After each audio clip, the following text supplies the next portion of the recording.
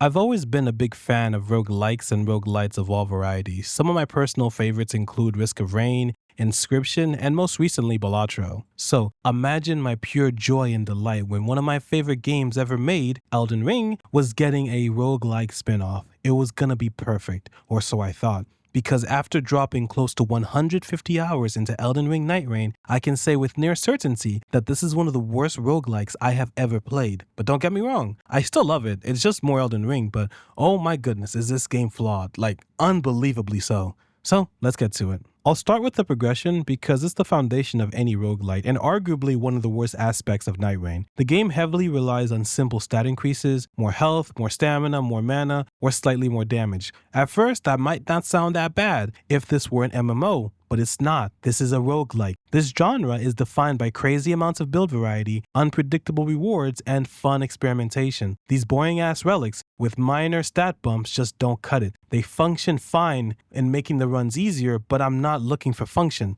I'm looking for fun. When I play other roguelikes, the upgrades and sometimes even the downgrades I find can completely reframe my entire run. A single item or perk can push me towards a playstyle I wasn't expecting or didn't even know existed. And that shift is what makes each run so fun and memorable. In Nightreign, I barely ever get that. The game mostly leaves me with simple binary choices. Am I tanky or am I squishy? Do I do lots of damage or just a decent amount of damage? It's just not enough. Mechanics like the rally system are cool on paper, but they're buried under so many lame stat boosts that it doesn't even matter half the time. I spent so many hours grinding for the perfect relics with the best stats, but instead of adding variety, they just lock me into more narrow playstyles. I'd pass up on so many cool weapons because they didn't align with my build. That cool sword? Fucking useless because I need a dagger to trigger my relic passive. And sure, I don't want you to get the wrong idea. Not all the relics are just stat boosts. Some of them change the abilities or add effects, but they never really shift how you play. Sometimes they even reduce variety, like I mentioned with the dagger. Rewards aren't any better. Most of them are health, stamina, or status effects. Occasionally you'll get something like Rain of Stars or Eruption, but they're too weak to even really make a difference. Worst of all, boss rewards are the same every single run. This is not how you do rewards in a roguelike.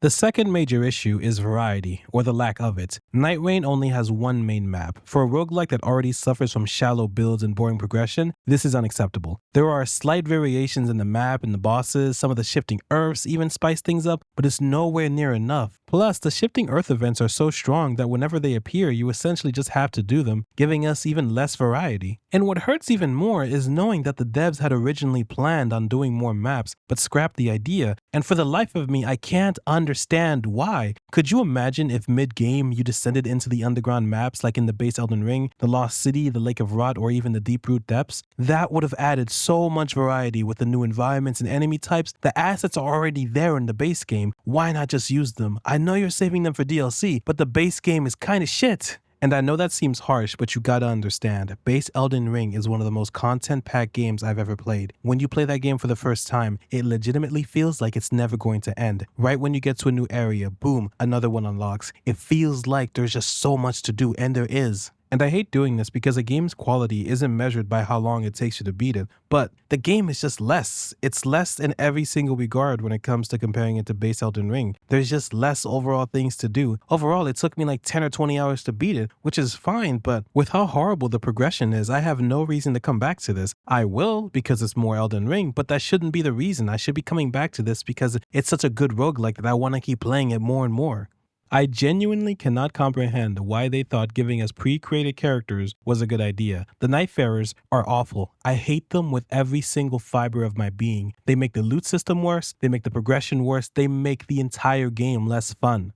Picture this, I'm playing Recluse and I find a sword that scales really well with magic. Cool, right? Nope, my defensive stats are so ass that I'm 2 hits away from death at any given time. Why the hell would I want to put myself in melee range? The only use that sword has is that maybe it has like a good bonus stats or an interesting passive that I can keep in my inventory to use, but that's about it. I'm never going to use this weapon, and if I main Recluse, I'm just shit out of luck. I will just never have the ability to use that weapon. And if you're thinking, oh bro, just use Duchess, she has really good magic scaling too, and she's also melee. Nope, because Duchess is really good with daggers. She's all about dodging, and if you use a sword, swords have way longer animation, so you're actively just nerfing the character. Why would you use a sword when daggers just work really well on her? And she also has a relic with a built-in passive that procs her active ability on dagger hits. It just doesn't make any sense. And every single Nightfarer suffers from this exact same problem. If I'm playing Guardian and I find some cool dual swords, why would I use them when my passive works best with shields? I'm just nerfing my character. Why would I do that? These design choices kill experimentation, and they make no sense in a series built on freedom and custom builds. Elden Ring, Dark Souls, Bloodborne, they all let you create your own character and experiment with playstyles. Yet here, in a genre defined by custom builds, they lock us into pre-made classes. Why? Just why? Okay, after all that whining and complaining, here's my suggestions on how to make the game better. Number 1, scrap the relic system and replace it with the basic level system like in every other Souls game. I promise you, the relic system will not be missed. It is terrible. And I didn't even mention the fact that you can actually play the game for too long and gather too many relics to the point where you have to sell them before you can go on your next expedition. That's insane. And I know I complained about the minor stat increases before, but that's the point of a traditional leveling system. You give us that, and each run we get a little bit of experience so we can eventually level up our characters. So after a while, it doesn't matter how long you play, but eventually you will be able to beat the bosses and complete a run and beat a Night Lord, because you will slowly keep making your character stronger and stronger, and you can make this super grindy. I would love to grind for hundreds of hours doing this, but you have to keep this separate from the actual stuff that's important, which is the next point.